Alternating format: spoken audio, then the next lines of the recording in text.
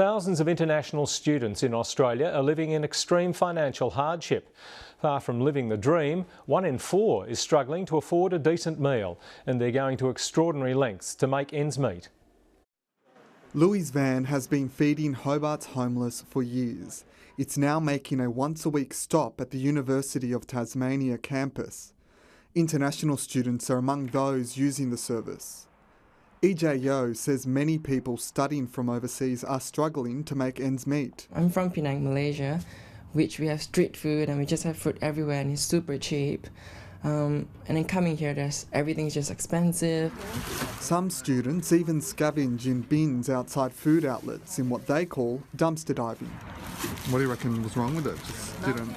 Experts say people shouldn't be surprised that not all international students are rich. There tend to be too many assumptions about international students, and one of them is exactly that they're well off, that they come here to have an education. Few students will speak out publicly. Those struggling often have parents who've used their life savings to send them to Australia and feel shame in asking for support.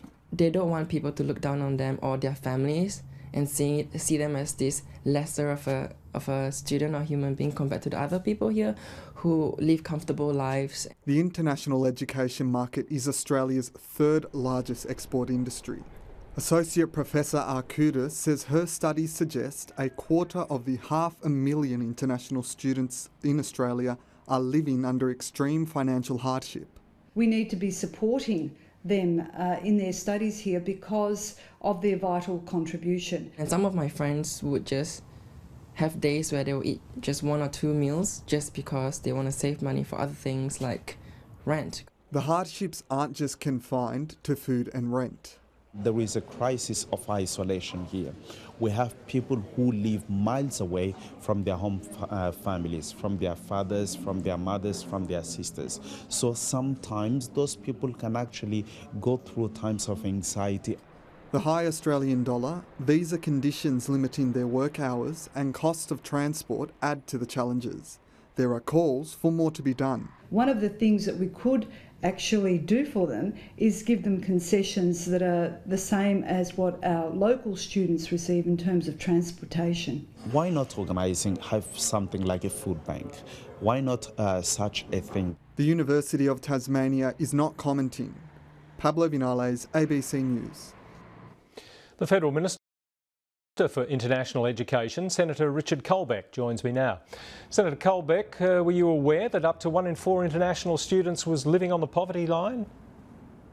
Well, Peter, I've seen the research that's being canvassed at the moment, and I would say that one of the visa conditions that was spoken about is that international students are required to demonstrate that they have the financial capacity to look after themselves as part of their visa approval process. So it's obviously a concerning thing to hear, but we often see even Australian students in financial stress as part of their education, and so it's obviously a concern to us. Are these students being given enough information about the cost of living here before they come to Australia? Well, there is a lot of information that's available to students. As was indicated in the story, it is our largest services export, and we will this Saturday be launching our national strategy for international education.